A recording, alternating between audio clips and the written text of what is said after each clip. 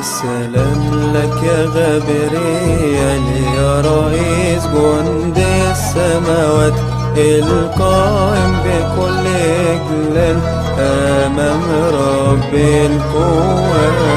الثاني في ترتيبك بين رتب السماوات عظيمة شفاعتك دايما كل الأوقات.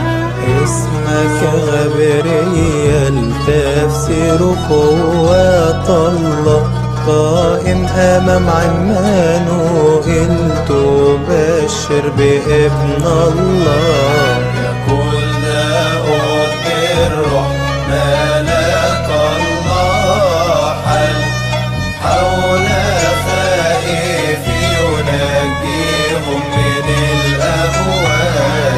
30 برمهات تذكار ثامن وفي 13 باولا وعيد لك فرحين. ظهرت لدانيال تعلن له بوضوح عن مخلص الأجيال وتقوي فيه الروح. وأيضا زكريا بيوحنا بشرته ففرح بالرؤيا ولصبات امراته. اسمارك في قلوبنا في الثاني والعشرين من رابع شهورنا نعيد مسرورين. حملت البشارة من الرب إلهنا إلى مريم العذراء بميلاد مخلصنا. بشرت الرعاة بفرح سامي بميلاد ابن الله المخلص الآمين. المجد لله في الأعالي وعلى الأرض السلام وبالناس المسرة فتبدد الظلام. تجدهم طفلا في مزوان مضطجعا مع أمه العذراء في لفافة مقمطة.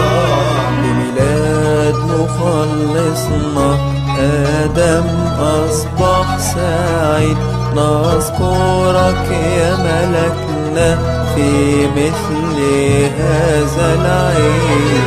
26 باقولة يعين لك المؤمنون بتكريس أول بيعة في جبل النقلون. السلام لغابريال صاحب بشرى مجيدة إلى كل الأجيال محبوبة وفريدة.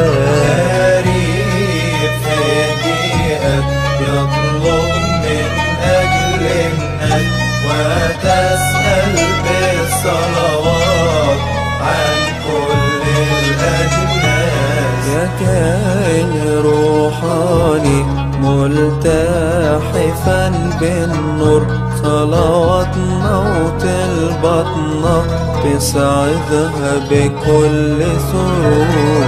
تفسير اسمك في أفواه كل المؤمنين الكل يقولون يا إله الملك غبريال أعنا أجمعين.